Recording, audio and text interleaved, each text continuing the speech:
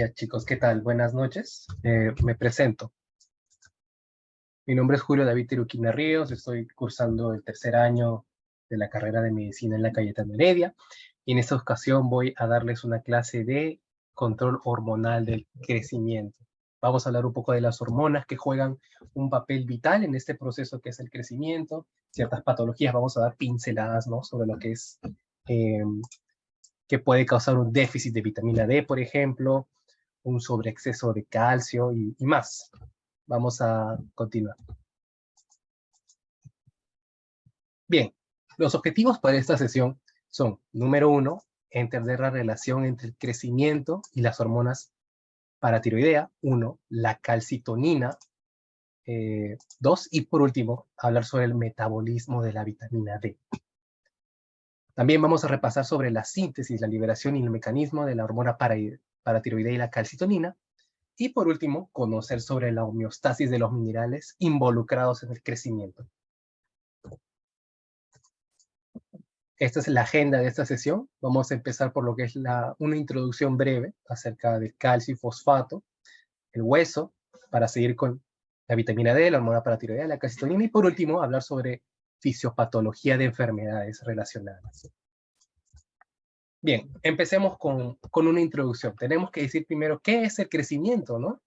Bueno, el crecimiento es el proceso que se da a lo largo de los años que permite, pues, el aumento de tamaño del individuo, ¿no? Y este se va a ver llevado a cabo por, principalmente, el desarrollo de los huesos, que están compuestos por, principalmente, calcio y fosfato.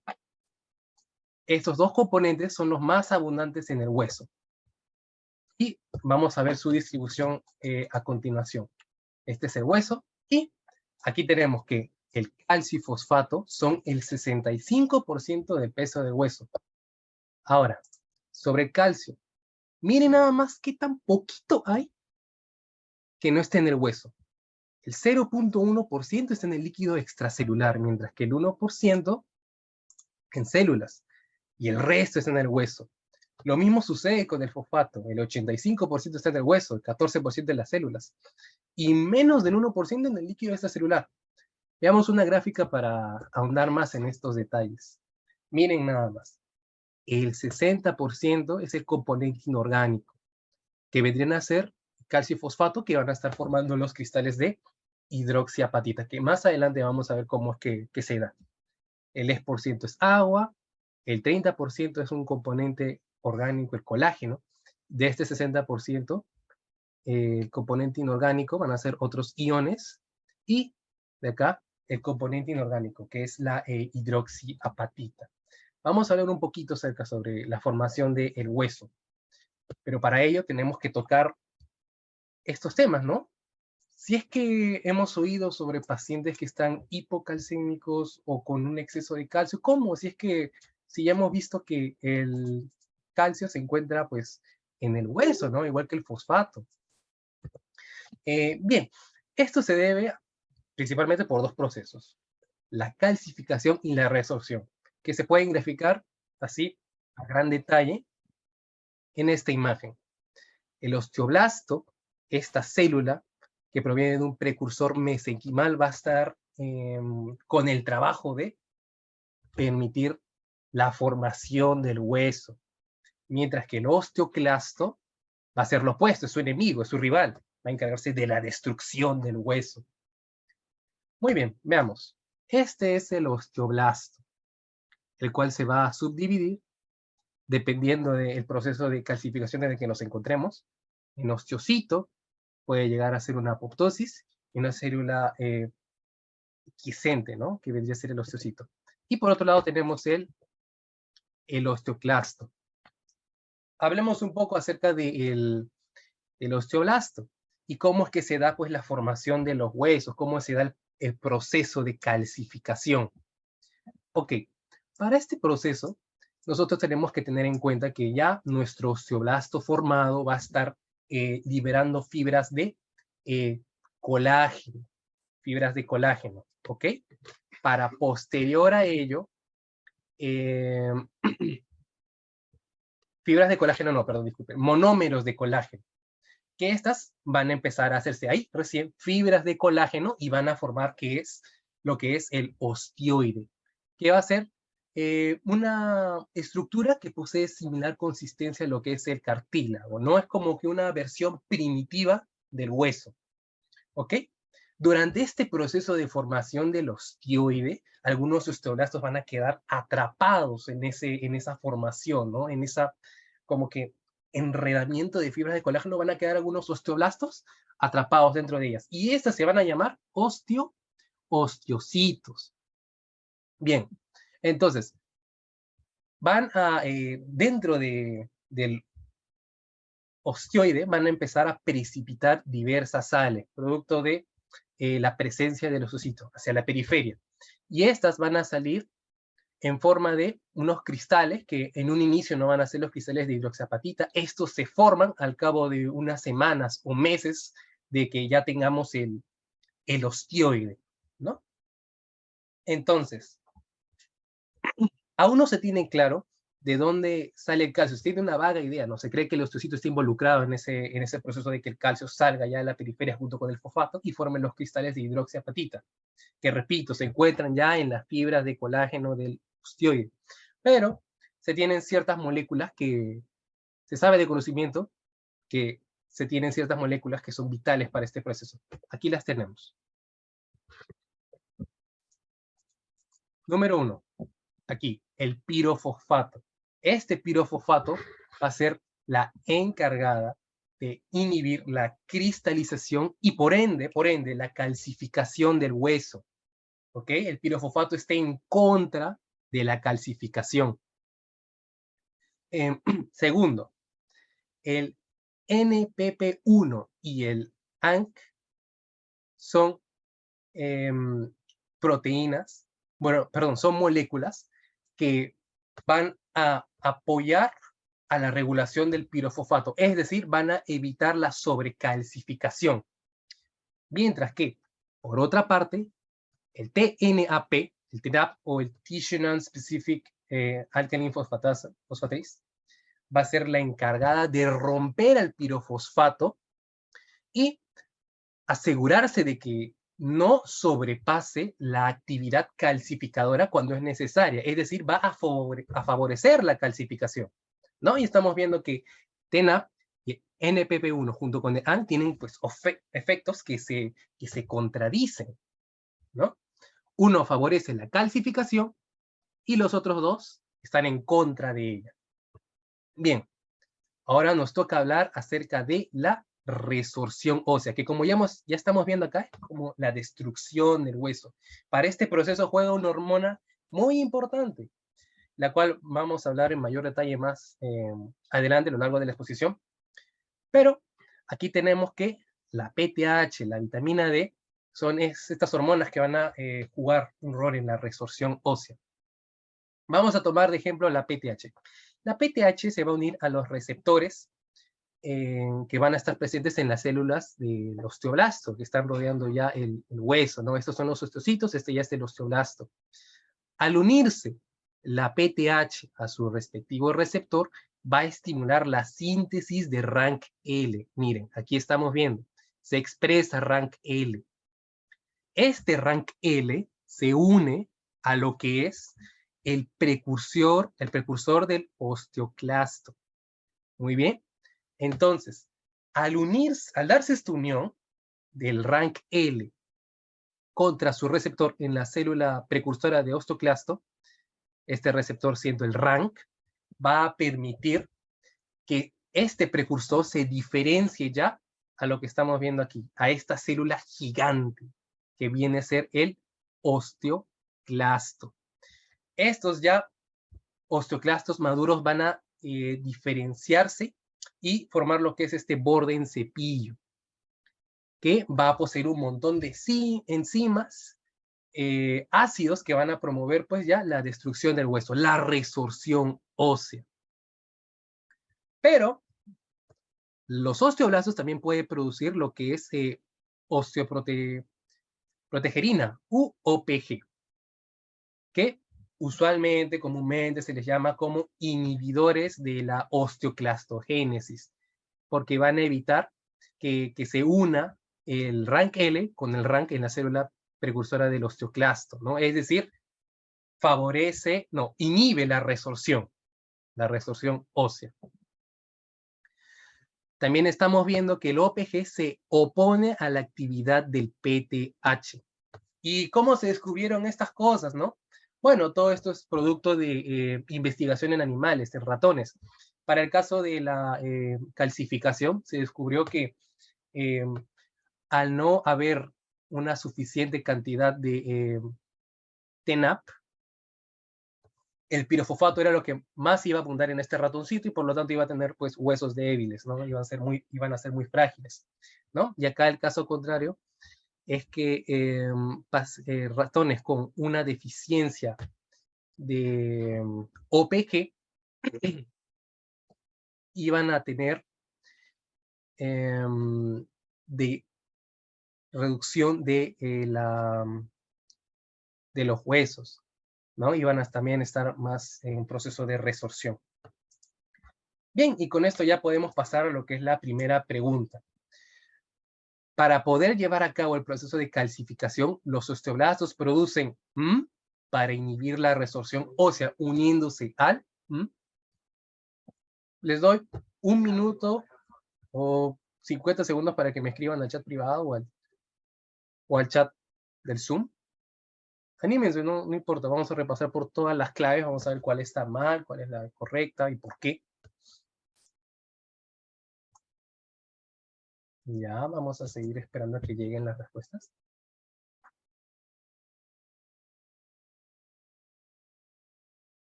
Y ya se cumplió el minuto.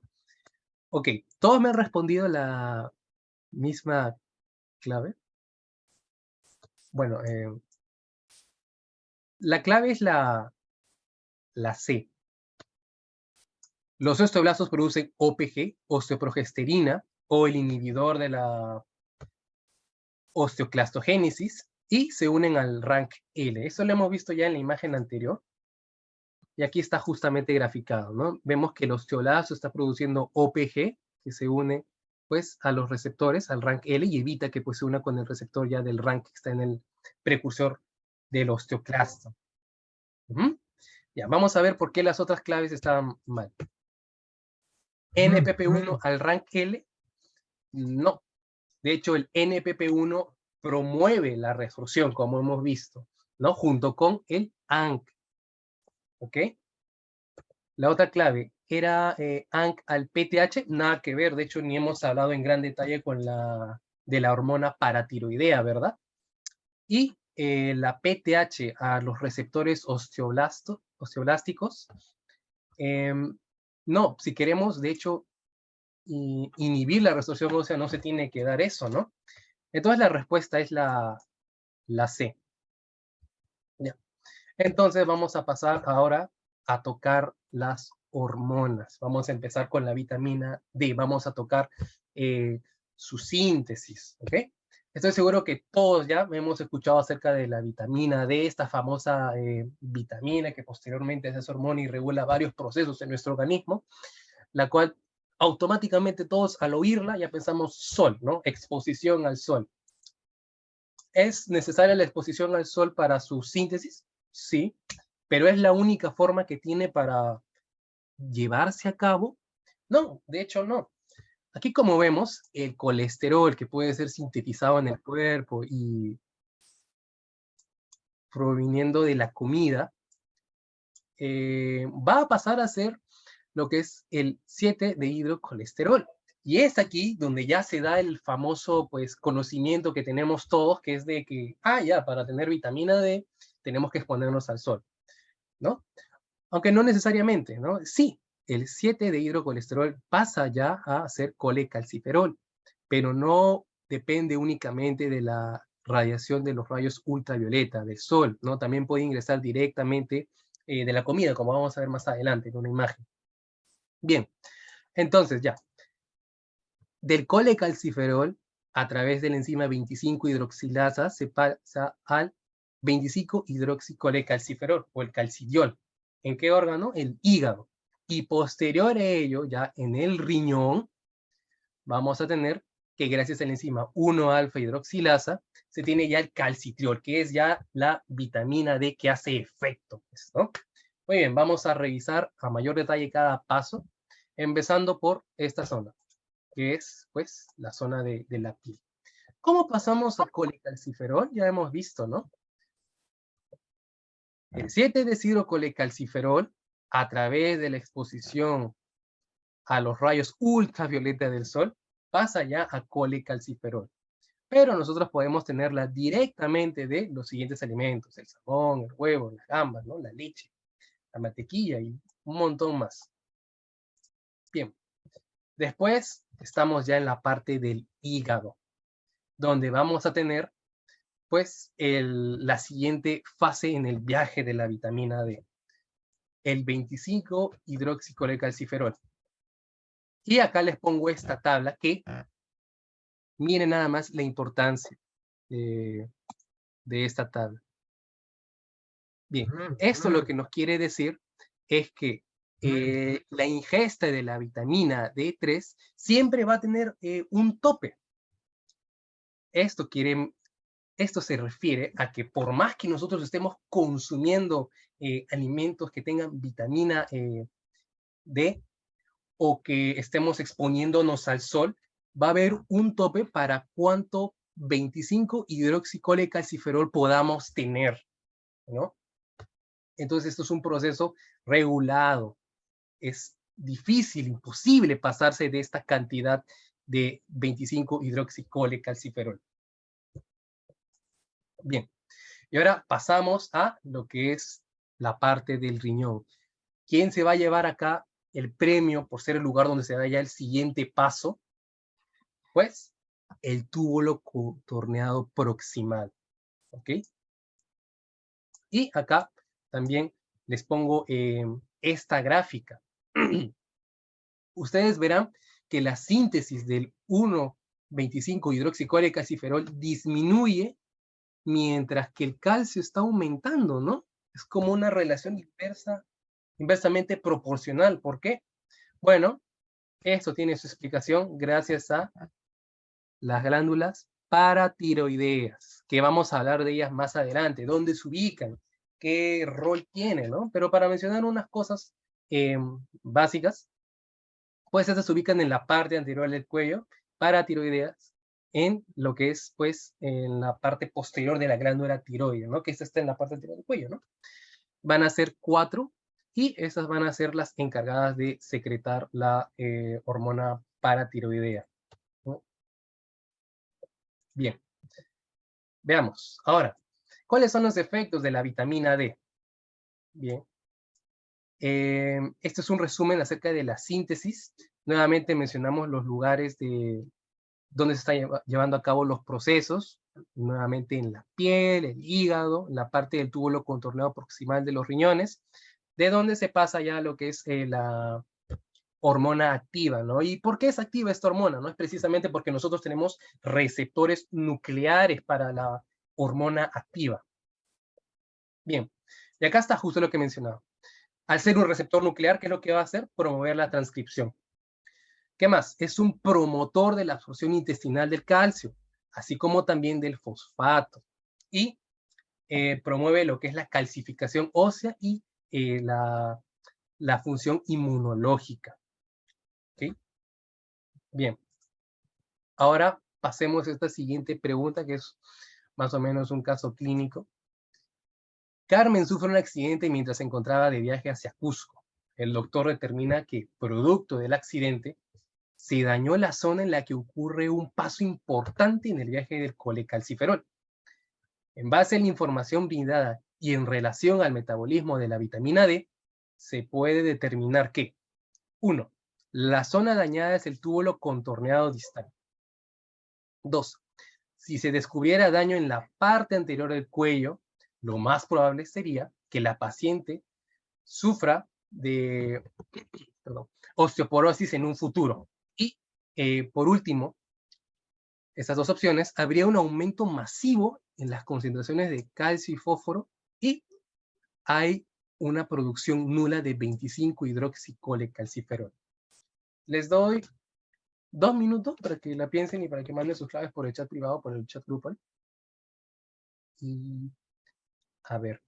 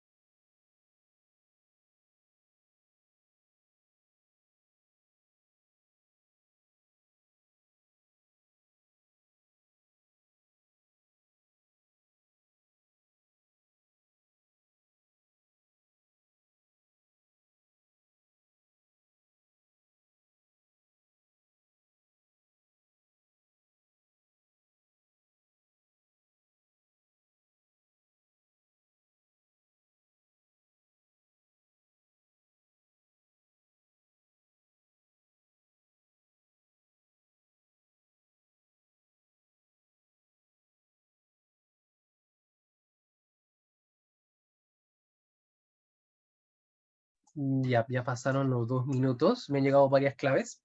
Y sí, una de ellas es la correcta. La respuesta es la B. Si se descubriera daño en la parte anterior del cuello, lo más probable es que sería que la paciente sufra de osteoporosis en un futuro, ¿no? De esto lo vamos a hablar más adelante, en mayor detalle de la osteoporosis, ¿no? Pero está muy relacionada a la deficiencia de calcio en el paciente, ¿no? Entonces, si hay daño en la parte anterior del cuello, ¿qué es la estructura? ¿Cuál es la estructura que se estaría afectando? La hemos visto hace un rato, la mencioné. Sería la glándula, acá está, la glándula tiroidea, ¿no? Y en su parte posterior, ¿qué tenemos? A las glándulas paratiroideas, ¿ok? Y estas secretan hormona paratiroidea, la cual permite que se dé esta fase del metabolismo de la vitamina D en el túbulo contorneado proximal, ¿ok? Entonces, si se daña esa parte, no vamos a proceder a tener lo que es ya la vitamina D activa, ¿ok? Entonces la respuesta es la B. También me mencionaron la A. No, como ya hemos visto, la zona dañada es la del proximal, túbulo contorneado proximal. Y la C, habría un aumento masivo en las concentraciones de calcio y fósforo, ¿no? Esto sería porque como ya está fallando pues esa zona de un riñón, la del túbulo contorneado proximal, pues habría un aumento masivo en las concentraciones de calcio. No, de hecho, el otro riñón puede cumplir con las necesidades, suplir las necesidades, o sea, el aumento no se sentiría. Por lo tanto, la respuesta más apta sería la B. Y la D sería, la D, que me comentaron también sería, hay una producción nula de 25-hidroxi colecalciferol. No, de hecho, esa parte de la síntesis la vemos acá, ¿no? Que sería en el hígado. El daño está a nivel del riñón. ¿Ok? Y esas serían las preguntas para el asunto de la vitamina D. Ahora pasamos a la siguiente hormona y es la hormona paratiroidea. Bien, ahora vamos a hablar en mayor detalle, ¿no? De la PTH, ¿no? Como mencioné previamente, la hormona paratiroidea se ubica en la parte posterior de la glándula tiroides, que está en la parte anterior del cuello. Esta hormona paratiroidea se va a ver sintetizada por las glándulas paratiroideas, ¿no?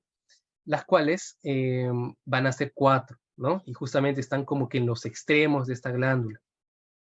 Ok. Y ahora, ¿cómo es su síntesis, no? Bien. Ya no es necesario explicar, ¿no? Que ante un aumento del calcio van a haber, pues, receptores que van a detectar ese cambio de calcio que está habiendo en el organismo y van a permitir iniciar lo que es la transcripción del gen de la, para, de la hormona paratiroidea en el núcleo, ¿no? Entonces se da el proceso de transcripción, traducción, ¿no? Y aquí empieza lo importante en la PTH. La PTH se va a sintetizar principalmente iniciando de lo que es una preprohormona en lo que es el retículo endoplasmático, ¿ok? Entonces aquí es donde se da un clivaje, ¿ven? Se da un clivaje, ¿ok? Miren cómo reduce el tamaño de acá para acá, ¿ok? Y ahora pasa a ser de 84 aminoácidos, que en un inicio era de 110, 115.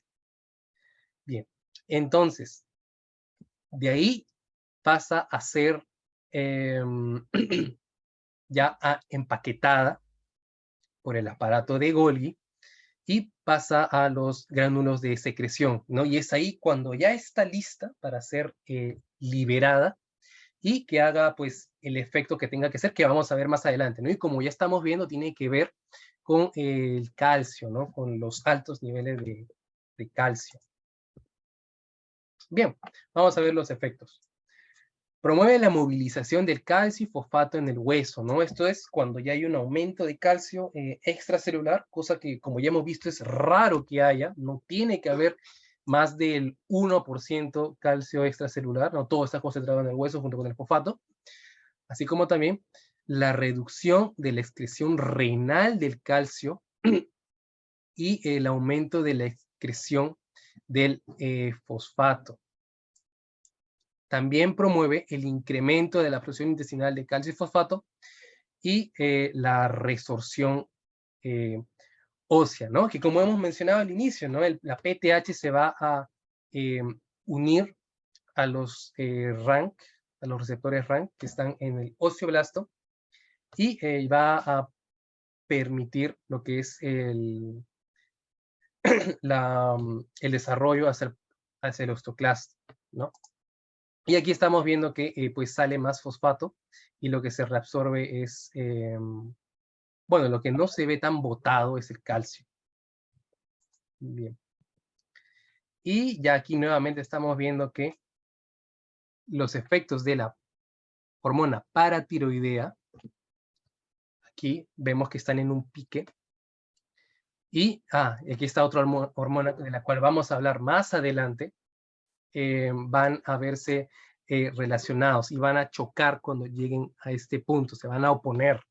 La calcitonina es una hormona que se encarga de mandarlo todo a la baja, como vamos a ver en un cuadro resumen más adelante, ¿no? Pero la cosa es que ambas hormonas detectan el cambio en el calcio y van a actuar.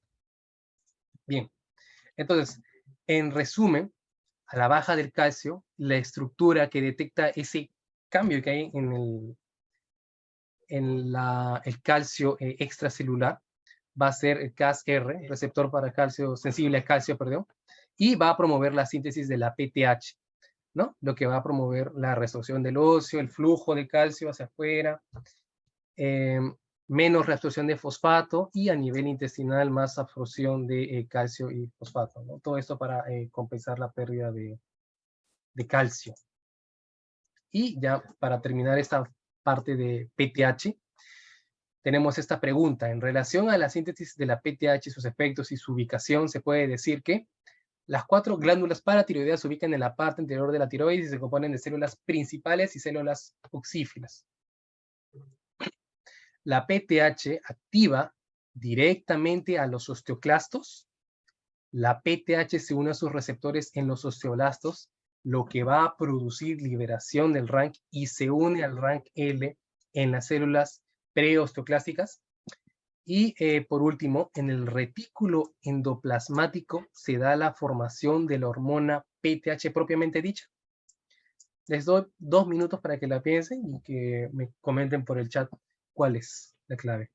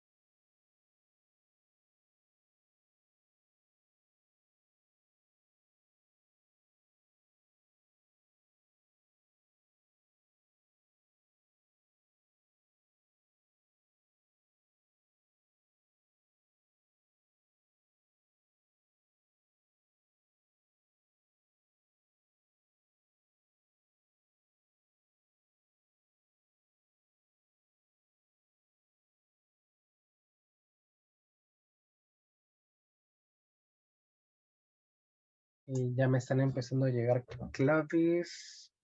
Falta un minuto. Vamos a esperar un minuto para ver si se animan más personas.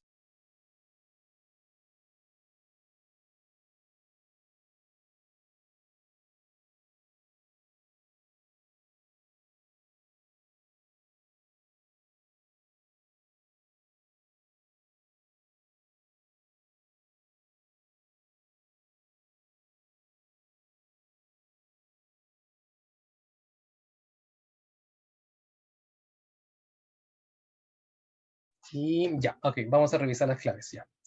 Vamos a descartar la que más facilita, ¿no? Las 4 glándulas paratiroideas se ubican en la parte anterior de la tiroides.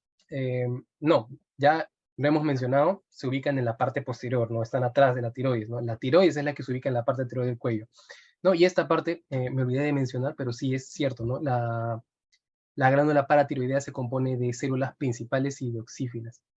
Bien, la siguiente es, ¿la PTH activa directamente los osteoclastos? No, esa no es la clave, ¿no? De hecho, depende de la unión de receptores de los osteoblastos, ¿no? La siguiente es, ¿en el retículo endoplasmático se da la formación de la hormona PTH propiamente dicha? No, de hecho, lo que sucede para la formación de la hormona, lo tenemos acá, vamos a repasar de nuevo la imagen. Ya, a nivel del retículo endoplasmático sí se da pues lo que es la formación de la preprohormona y es lo que se da el clivaje. Pero a partir de ahí se empieza un proceso de reducción de aminoácidos, ¿no? Uno por el clivaje, ¿no? Que pasa de 110, 115, acá está, a 84 aminoácidos. Y después, en el aparato de Golgi, además de darse la empaquetación de la hormona, se da una última fase de clivaje, que es donde ya se obtienen los aminoácidos que hacen ya la hormona. Y la otra era la C, que es la correcta, ¿no? Que se unen los receptores en los osteoblastos, ¿no? Y permite pues que se dé la liberación del RANK y se unan los RANK en las células osteoclásticas, que se dé la formación de los osteoclastos, ¿no? Y por último, la última hormona, toca hablar sobre la calcitonina. Bien, entonces, la calcitonina también es segregada por la tiroides, ¿no? Estamos viendo que la tiroides secreta un montón de hormonas, ¿no? Ya hemos visto que en la tiroides se encuentran las glándulas paratiroideas que secretan la hormona paratiroidea, después están de seguro ya lo vieron en la clase anterior de endocrinología, que es de las hormonas tiroideas, la T4 y la T3, y ahora nos toca hablar de la calcitonina, ¿no? Y fácilmente esta calcitonina es secretada por las células C que se encuentran en el espacio intersticial de los folículos tiroideos, ¿no? Que son pues la unidad de activa de la glándula tiroides, ¿no? Es aquí donde se da el proceso de formación de la T4 y la T3, ¿no? Y acá tenemos que la célula C está rodeando ya el folículo, ¿no? Y es de donde sale la hormona calcitonina. Bien. ¿Y cuáles son los efectos de la calcitonina, no? Como mencioné antes, la calcitonina es como que un opuesto a todo, es un villano que no se encarga, que se encarga de inhibir la reabsorción de calcio y fosfato a nivel del riñón, reduce el nivel de calcio en sangre, inhibe la actividad osteoclástica y limita la absorción de calcio a nivel del intestino delgado. Bien, y vamos a hablar sobre unas preguntas de la calcitonina. Bien, sobre la calcitonina. A. Es secretada y producida por las células oxífilas. Su secreción se ve estimulada por el aumento de calcio. Tiene un efecto pronunciado en adultos debido a su alta tasa de resorción y depósito de calcio. Y, por último, tiene un defecto en los osteoclastos al aumentar en su actividad. Tiene un efecto, perdón. Tiene un efecto en los osteoclastos al aumentar su actividad. Les doy un minuto.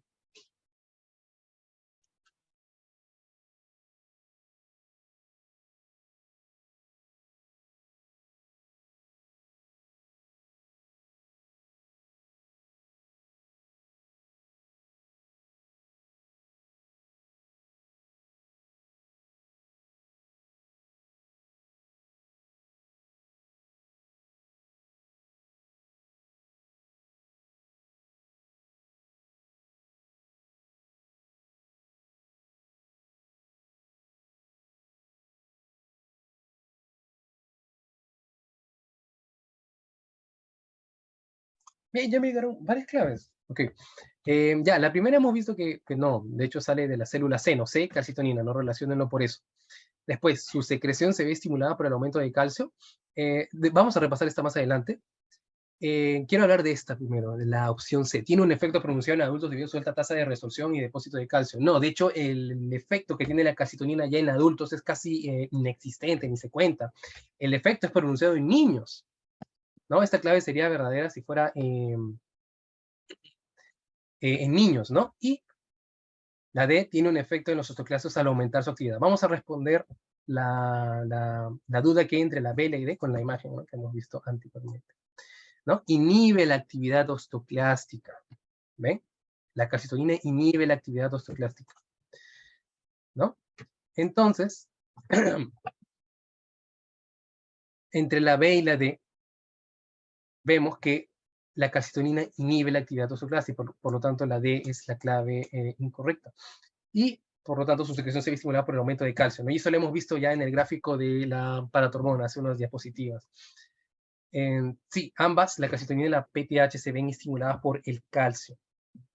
¿Okay? Es por eso que se limita la absorción de calcio a nivel del intestino, del riñón, ¿no? Porque al haber un aumento de calcio, hay que controlar esos niveles, mantenerlo en el control, ¿no? Y por eso la calcitonina actúa de esta forma. Y entonces vamos a ver este cuadro resumen, ¿ya?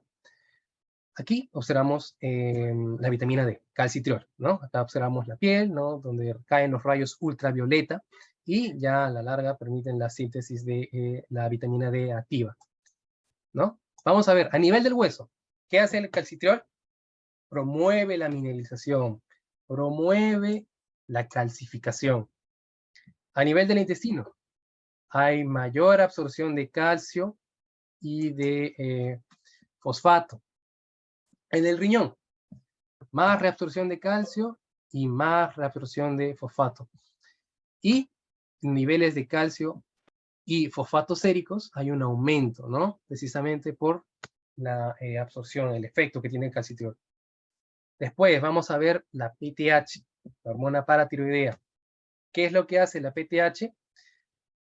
Pues promueve la resorción ósea. Por ende, al nosotros promover la destrucción de ese hueso, ¿qué es lo que va a salir? ¿Cuál es el principal componente de los huesos?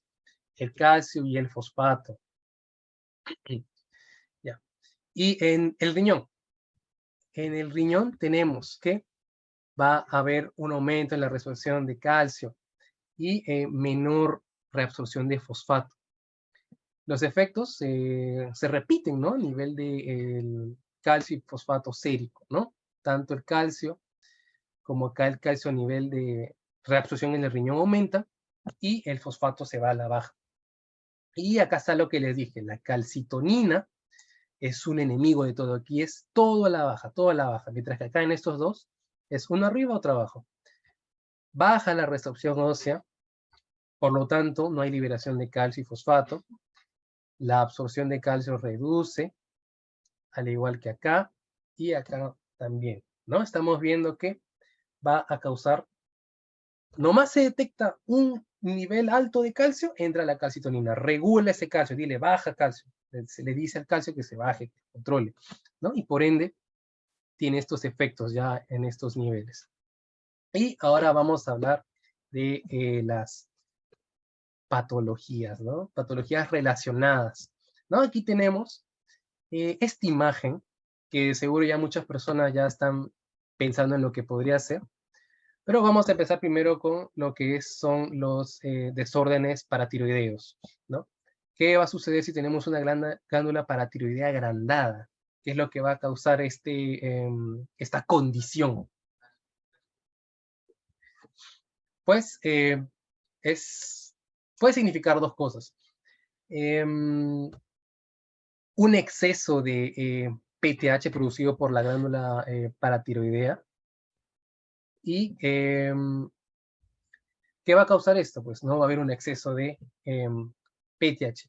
Y como va a haber un exceso de PTH, ¿cuáles van a ser los efectos que se van a exacerbar, que se van a aumentar en el paciente? ¿no? Uno lo va a deducir en base a los efectos que tiene la PTH. ¿Cuáles van a ser? A ver, ¿quién me puede decir? Ya, yo se los digo. Ya, lo que va a causar es que la PTH va a promover actividad osteoclástica, ¿no? Vamos a recordar que en las primeras diapositivas vimos cómo es que este PTH participa en la resorción, uniéndose a los receptores del osteoblasto para que se exprese rank L y se una al rank de los precursores osteoclásticos y inicie la diferenciación hacia lo que son las células osteoclásticas, ¿no? Por lo tanto, al haber más PTH, ¿qué es lo que va a producir? Más resorción ósea, ¿no? Causas frecuentes de hiperparatiroidismo, perdón, es tumores, ¿no? Como estamos viendo en este caso, ¿no? Bien, y ahora, ¿qué es lo que puede causar el otro lado, ¿no? O sea, lo opuesto, ¿qué podría ser? O sea, estamos hablando de un hipoparatiroidismo, ¿no? Cuando las glándulas paratiroideas no secretan la cantidad necesaria, suficiente de PTH. Por lo tanto, al no haber suficiente PTH, ¿qué es lo que va a pasar con el calcio? Lo hemos visto en el gráfico, el calcio va a bajar. ¿Por qué? Porque no hay resorción ósea. Si no hay resorción ósea, no se libera pues, el calcio. Por lo tanto, ¿qué es lo que podría pasar con el paciente? A ver, ¿quién me puede decir?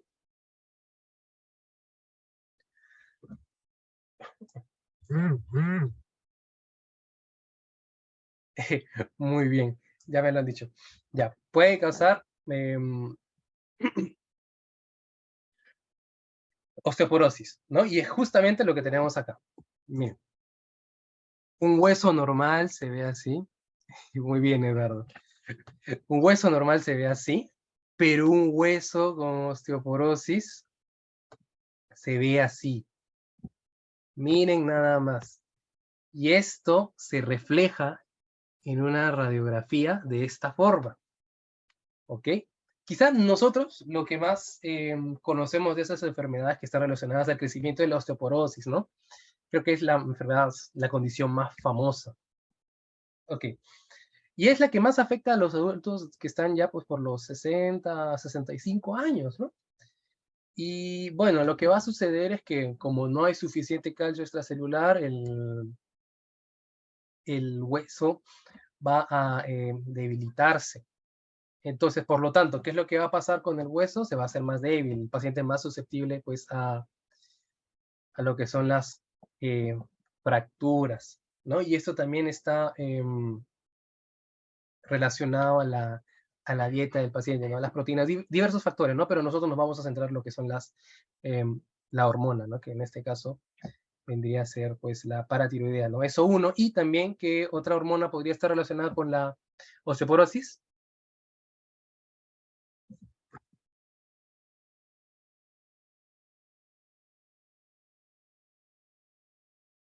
¿No? Una hormona que podría estar en mayor actividad que causa osteoporosis.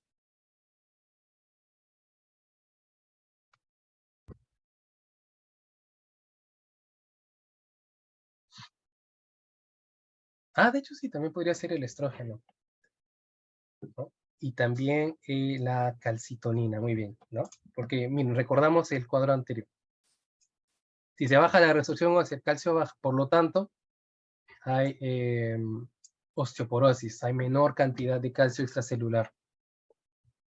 Muy bien, y ahora vamos a tocar la última enfermedad que vamos a tenerla acá, que es el raquitismo, ¿no? Y ahí es acá la vitamina D, la protagonista de esta afección, ¿no?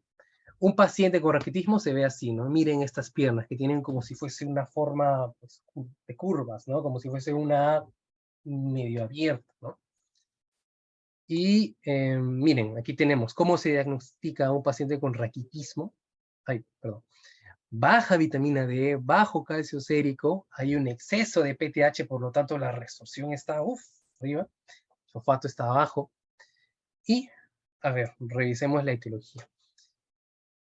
La deficiencia de vitamina D puede ser causada por varios factores, ¿no? La alimentación, la poca exposición a lo que es el sol, ¿no?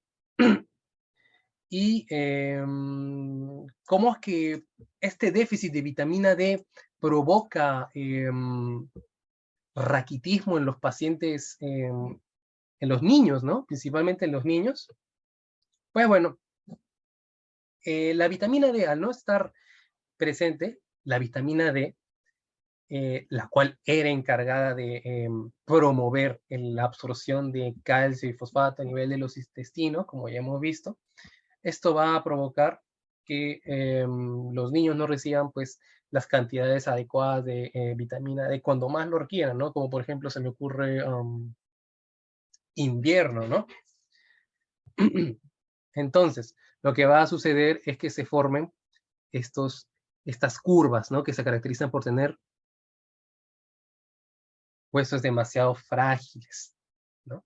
Y entonces, ¿cómo se podría tratar a este paciente? Pues hay que suplementarlo con dos cosas, vitamina D y sobre todo calcio, calcio, ¿no? Porque es principalmente lo que le falta pues al paciente.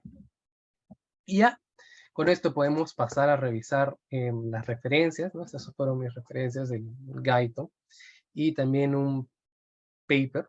Y con esto deberíamos finalizar la clase. No sé si tengan alguna duda, me pueden dejar por el chat o me pueden escribir por el grupo de la TAME. Y si no hay más que decir, creo que podemos dar por finalizada la reunión.